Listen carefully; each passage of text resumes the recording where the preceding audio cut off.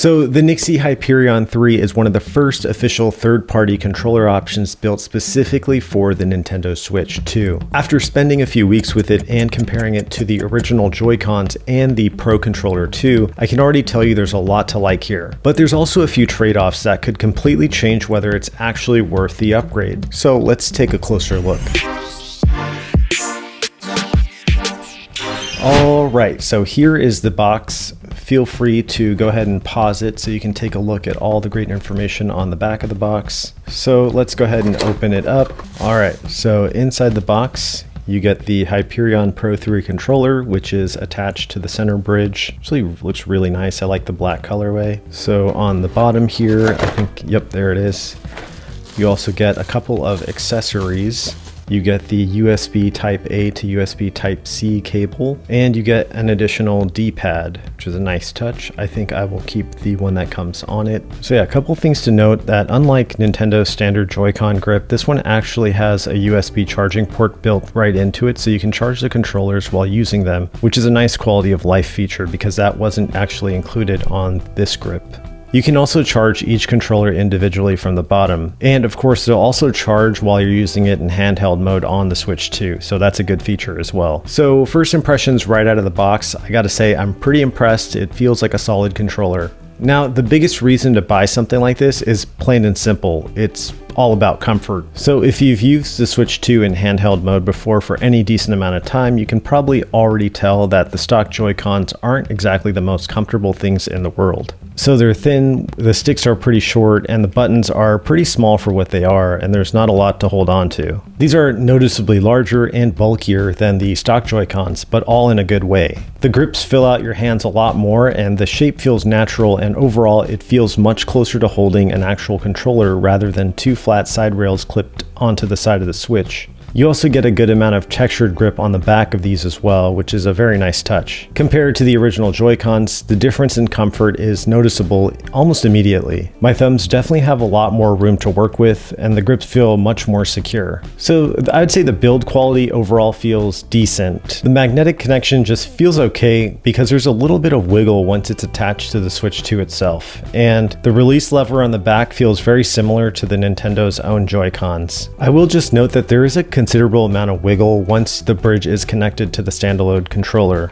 So you can see that I'm not even applying much force to it, and I could easily just take this off without even using the disconnection switch on the back. So I don't know if that's a design flaw or if they intend to fix something like that, or maybe release some units in the future which will have stronger magnets, but definitely something to note. So I also tried the bridge with the standard Joy-Cons, and they also have a good amount of wiggle as well. You can see it kind of separating there.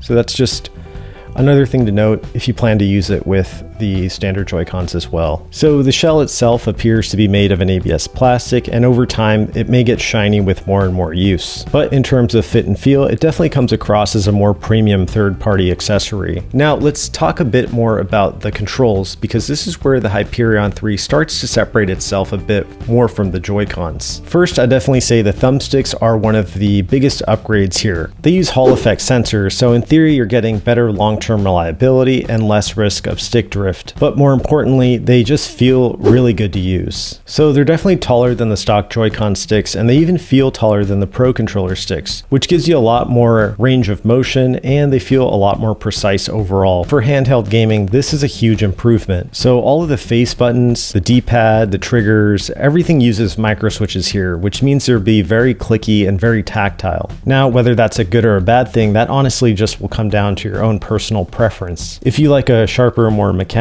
mouse click style feel, then this actually might be something you love. But if you prefer the softer, more membrane feel, something like the Nintendo first party Pro Controller, then this can come across as a little too loud and a little too aggressive. So it's definitely something you have to try and kind of feel out yourself. And as for the extra controls, you're getting quite a bit here. There's a dedicated turbo button on the front of the controller. You also get the two customizable GL and GR buttons on the back. The controller also supports macros, and you get RGB around the thumbsticks and a vertical RGB light on the front. And you even get a swappable D-pad right on the front so you can switch out the look or feel. So on paper, NYXI is definitely giving you a lot more than just upgraded comfort. Now, feature-wise, the Hyperion 3 actually does a lot right. You get 9-axis gyro support, and you actually get wake from sleep support, which is a pretty big deal since a lot of third-party alternatives have been locked out of this feature. The RGB lighting around the sticks is customizable, which is a good thing, and if you're not really into that type of stuff, you can definitely turn them off to preserve battery, which is exactly what I would do. So speaking of the battery of the Hyperion 3, it features a larger independent battery, which is roughly 800 milliamps per side. That means you can expect battery life anywhere from 8 to 10 hours. So there's also light strips on the controller that show battery and connection status, which can be useful. Another nice feature of the Hyperion 3 is how much customization you get built in. The rear buttons can be remapped directly on the controller, whether you want to assign a single input or create a macro with multiple button presses. Now, you can't actually use the back buttons to program directly from the Switch 2 itself and bind them to specific games and have the system remember them. Instead, the workaround is that you kind of have to set them up manually each time you start a game. Now, you've also got turbo support with the option to either hold it down or toggle it on, and you can even adjust the turbo speed if needed. On top of that, you can customize the RGB lighting around the thumbsticks, adjust rumble intensity, and if you'd rather not do everything through button combinations, there's also a key linker app support. Overall, from a feature standpoint, the Hyperion 3 checks a lot of boxes. So if you're someone who likes having a lot more control over your setup, then there's definitely a lot here to play around with. Now, in actual use, I think the Hyperion 3 makes the most sense in one specific scenario, and that's definitely handheld gaming. That's where I think the bigger grips, the taller thumbsticks, and the more controller-like feel and shape makes a big difference. And when compared to the Joy-Cons themselves, it's definitely a much more comfortable experience for long-term play sessions. So the extra size definitely helps a lot. The placement of the thumbsticks feels really good, and overall, it makes the Switch 2 feel much more like a proper handheld gaming device, instead of something you're constantly adjusting in your hands. And honestly, that's the main reason I think someone would even consider buying this in the first place. Now, compared to the Pro controller though, that's where the conversation gets a bit more nuanced, because if you're mostly playing docked and already own a Pro controller, I think this is trying to replace that experience entirely. In my opinion, the Pro controller still feels more like a polished first-party option overall, but if you play a lot of handheld mode and you've been wanting something that fixes the comfort issue of the stock Joy-Cons without constantly forcing you into tabletop or docked play, then the Hyperion 3 makes a stronger case for itself. So to me, this is a lot less about replacing the Pro controller and more about giving you a far better handheld experience than Nintendo's default Joy-Con setup. Now, with all that said, there's definitely a few trade-offs here that you need to know before buying this. The first one is the micro switch buttons. Some people are going to love them, like myself, but if you prefer a quieter, softer button feel, then these might not win you over. They're very clicky, very tactile, definitely louder than Nintendo's first-party controllers. The second issue is missing features. There's no NFC support, which means no amiibo support. There's also no mouse mode if that's something you care about. Neither of those are deal breakers for me personally, but at this price point, they're definitely worth mentioning. This controller does have rumble, but from everything I've seen from my own experience, it's nowhere near as refined as Nintendo's HD rumble. It feels much more like a basic vibration motor, and depending on the game, it can come across as very aggressive and a little cheap. Luckily, you can lower the intensity or turn it off entirely, but it's still one of those obvious compromises compared to the first-party controllers. And then of course, there's the price. At full retail, this is a very expensive set of Joy-Con alternatives. Even if it's frequently discounted, you're still paying a premium here, and that makes the missing features and the rougher rumble feel a lot more noticeable. So while the comfort and feature set are strong, the value side of this conversation isn't quite as easy. At the end of the day, the NYXI Hyperion 3 gets a lot right. It's significantly more comfortable than the stock Joy-Cons, and for handheld gaming, it absolutely makes the Switch 2 feel a lot better to use. But with some missing features and the high retail price, this may keep it from being an easy recommendation for a lot of people. So if you mostly play in handheld mode and comfort is your biggest issue with the stock Joy-Cons, this is one of the best third-party upgrades I've ever tried so far for the Switch 2. But if you already use the Pro controller for most of the time, or if you want a more polished first-party feature set, the Hyperion 3 starts to become a much harder sell. So if you found this review helpful, please go ahead and hit that like button and subscribe to the channel for more reviews. And if you've been looking at the Hyperion 3 for your Switch 2, feel free to go ahead and use my link down below. Thanks for watching, and I'll catch you on the next one. Peace.